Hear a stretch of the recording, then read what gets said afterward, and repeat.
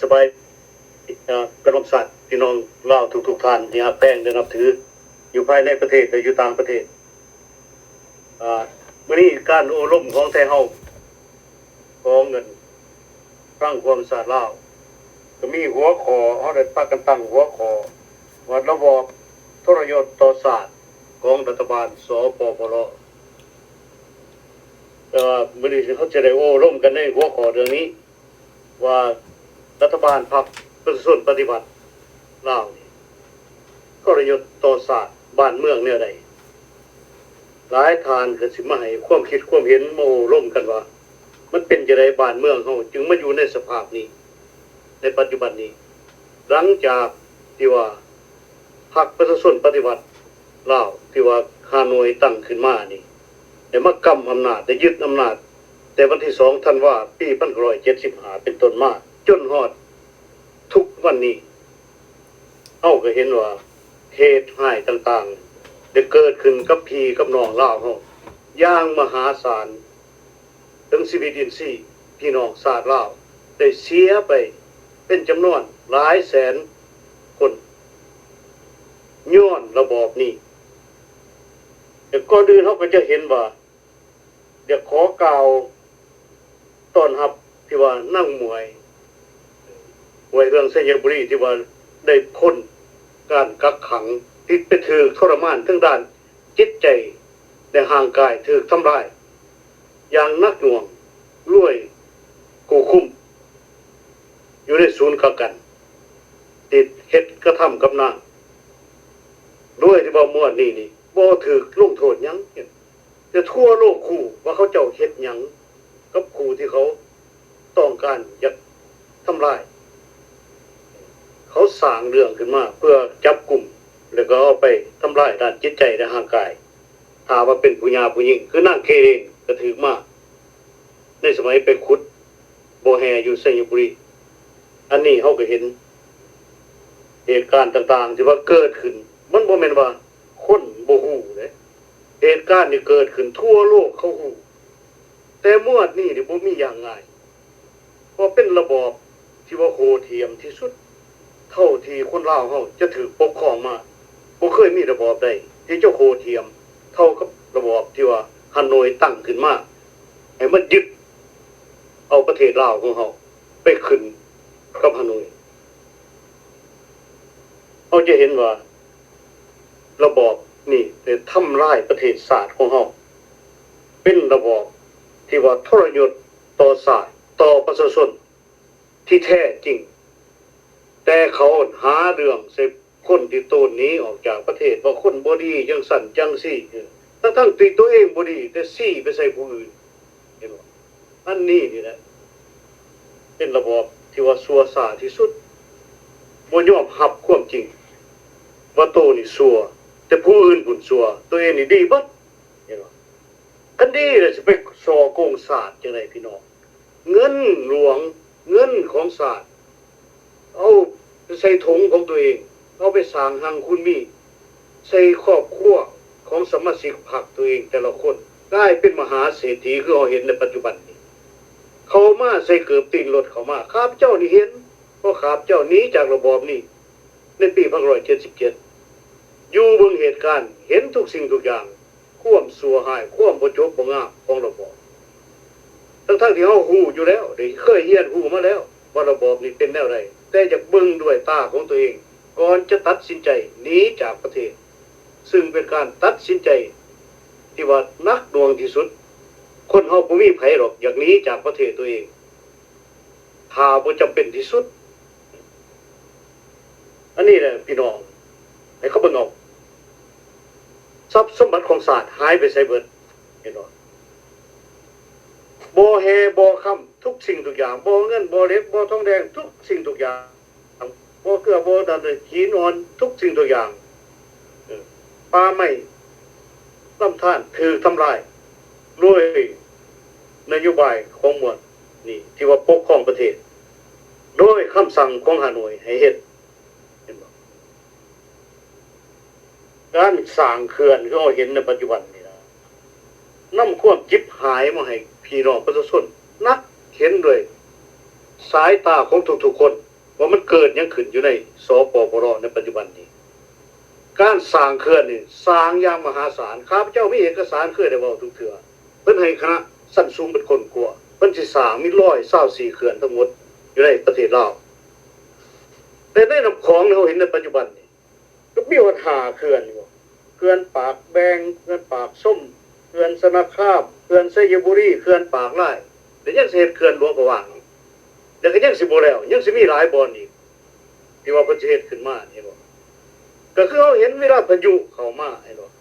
ย้อนการทำลายป่าของเพิ่นจนหัวคู่แต่เหนือหอดไตแป้นเบิดเป็นคู่หัวโหลนเบิดได้สร้างให้เป็นโลกนี่มันเกิดความร้อนขึ้นกว่าเก่าคันเกิดความร้อนในทะเลน่ะเป็นแนวใดเกิดพายุไต้ฝุ่นพายุไต้ฝุ่นนี่แต่ละปี20กว่าลูก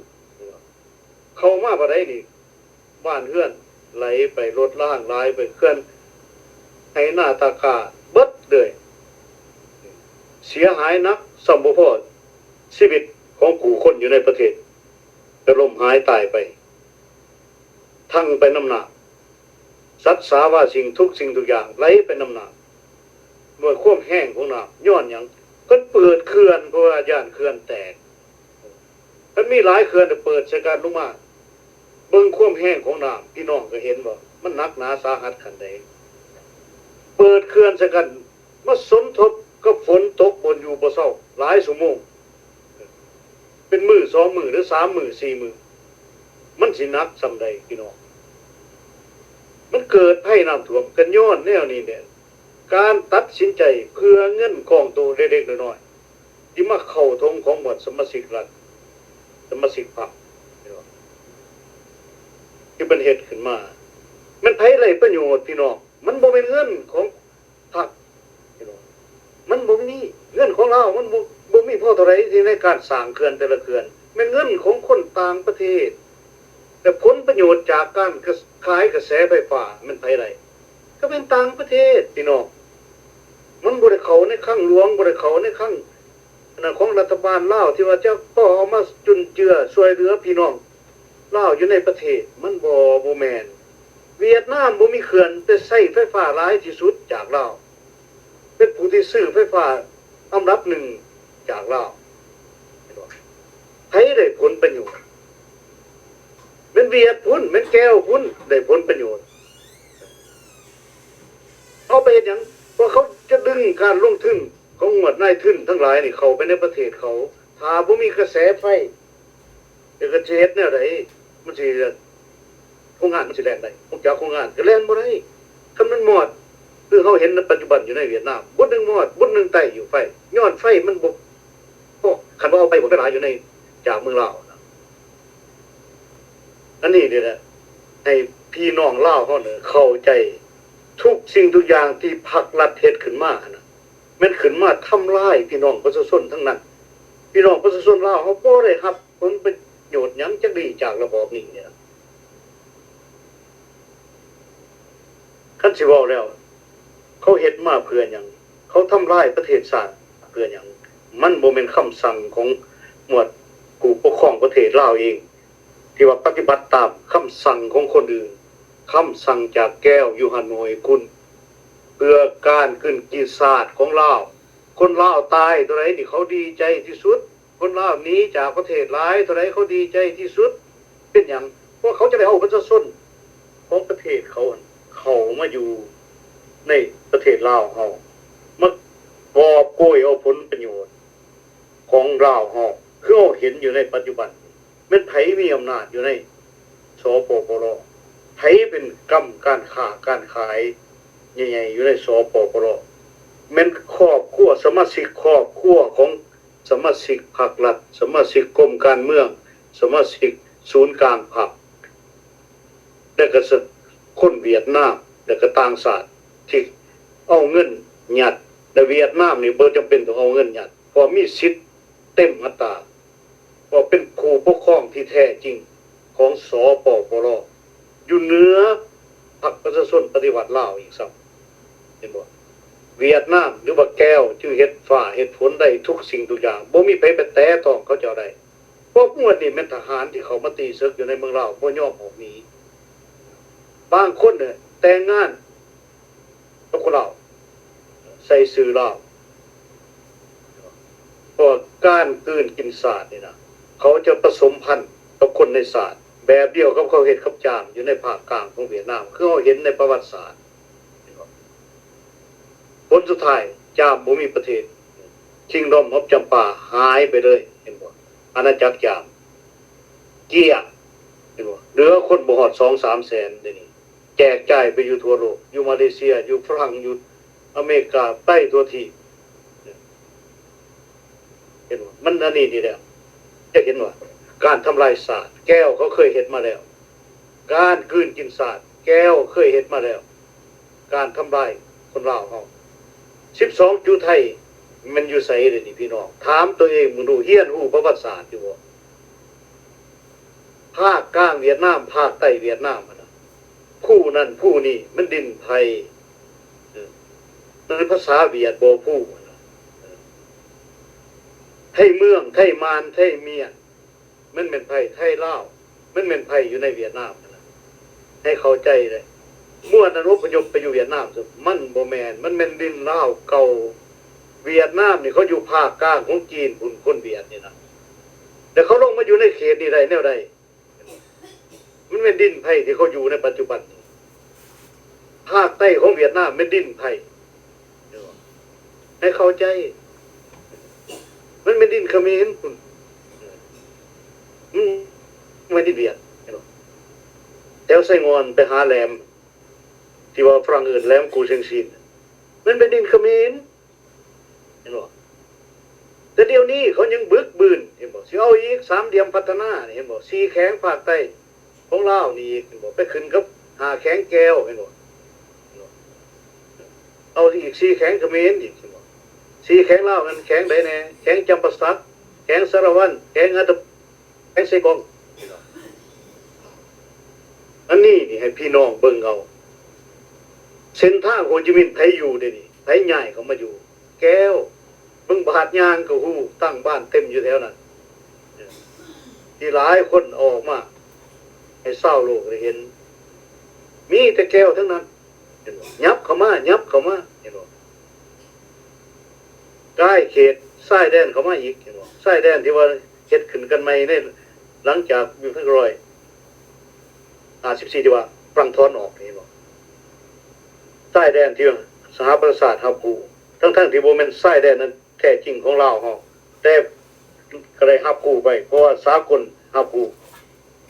แต่เขายังบ่ยอมคืบเข้ามาอีกในการคืบเข้ามานี่เห็นบ่ใส่ไป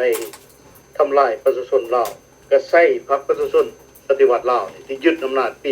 1975นี่ข้าราชการทหารตำรวจพอให้พอหน้าทุกสิ่งทุกอย่างที่เขาบ่พอใจเอาไปสัมปทุฮอดเจ้าชีวิตลงมาบ่แม่นว่าเฮาเว้าความเก่าแต่อันนี้ความจริงที่มาเปิดเผยให้ลูกหลานผู้เกิดใหม่ใหญ่รุ่นนั้นฮู้เพราะว่ามั่วทั่วที่ว่าอยู่ในระบอบนี้ถึงว่าจะมีอายุแก่แล้วก็บ่กล้าบอกลูกบอกหลานให้ฮู้ถึงความจริงว่ามีหยังเกิดขึ้นกับประเทศของตัวเองมีหยังเกิดขึ้นกับตัวเองบ่ยอมบอกลูกบอกหลานเพราะว่ายังญาติเพราะระบอบนี้เป็นระบอบที่ข่มขู่ประชาชนใช้ป้ายปืนข่มขู่เจ้าหาเฮือนให้เบิ่ง4หลังคาเฮือนเห็นบ่มีการประพฤติแนวใดต่อต้านพรรคบ่เห็นบ่คันมีการเว้าเพียงแต่ความเว้าซื่อๆนี่ก็แม่นถืออุ้มหายแล้วเห็นบ่ก็เลยบ่มีไผกล้าปิดปากจะเอาความจริงตัวนี้ให้ลูกให้หลานฮู้เห็นบ่นอกจากคนลาวอยู่ต่างประเทศที่สามารถเว้าได้เต็มปากเต็มคอเห็นบ่อันนี้นี่แหละพี่น้องให้เข้าใจในการทำลายศาสตร์ของพรรคประชาชนปฏิวัติลาวและผู้นำของเขาปัจจุบันที่หาบใส่ต่างศาสตร์ตามแผนการกลืนกินศาสตร์ของจักรพรรดิท้องถิ่นเวียดนามให้ลูกหลานเบิ่งเอาว่าเป็นหยังมีทุ่งไม่ค่อนกับเกี่ยวอยู่เต็มประเทศลาวแต่เหนือหอดใต้ที่พี่น้องฟังขัวนี่บอกออกมาออกปากว่าคนลาวอยู่ในประเทศลาวนะ ตัวเองนี่ถือปกครองด้วยระบอบเผด็จการส้นสั่นกรรมสิทธิ์คือคอมมิวนิสต์บ่ฮู้บ่เห็นแต่ระบอบเดียวบ่เคยเห็นระบอบอื่นว่าซั่นเลยบ่เข้าใจหยังบ่ฮู้จักว่าตัวเองอยู่ภายใต้ระบอบเผด็จการคอมมิวนิสต์ที่ว่าเขาได้ทำลายไปเบิดแล้วอยู่ในสหภาพรัสเซียแล้วก็ในยุโรปตะวันออกกลายเป็นประเทศเสรีไปแต่ว่าในปัจจุบันปูตินอยู่ในรัสเซียอยากฟื้นขึ้นมาอีกอยากยิ่งใหญ่ขึ้นมาคือเก่าคือในสมัยสหภาพโซเวียตเห็นบ่แต่มันเฮ็ดบ่ได้ดอกมันกลายยุคไปแล้วแต่ว่าลาวเฮานี่นะมันกลายยุคไปแล้วยังรักษาไว้อยู่นี่ไหนบ่นั่นนี่แหละระบอบที่ทรยศต่อชาติบ่ยอมให้ชาตินี่เจริญไปได้เศรษฐกิจในปัจจุบันเป็นแนวใดเงินเฟ้อพี่น้องเป็นแนวใดการอยู่การกินการครองชีพของวัวทานอยู่ในสปปลมันเจริญบ่ได้มันดีหลายบ่ได้การรักษาปิ่นปัวการศึกษาหำเฮียนมันดีบ่ให้ถามคนยุคเก่าเบิ่งดูในสมัยพระราชอาณาจักรลาวเขาหำเฮียนศึกษาแบบใดเขาได้รับการปิ่นปัวจากผู้หมอของรัฐบาลแบบใดนั่นนี่แหละอยากให้ลูกหลานเอาเป็นอุทาหรณ์นำไปขึ้นตั้งตัวเองย้อนยังเป็นคนลาวอยู่ฮอดยามแล้วที่ว่าควรจะเฮ็ดแนวใดแนวหนึ่งเขื่อนนี่มันมีประโยชน์ต่อเฮาบ่สิเอาไว้บ่หรือแสนมันถามมันแตกน้ำท่วมเต็มเขื่อนแล้วมันแตกใส่หัวตายเบิดประเทศนั่นบ่จังสิขึ้นได้ขอขอบใจขอเชิญท่านที่ว่าอยากออก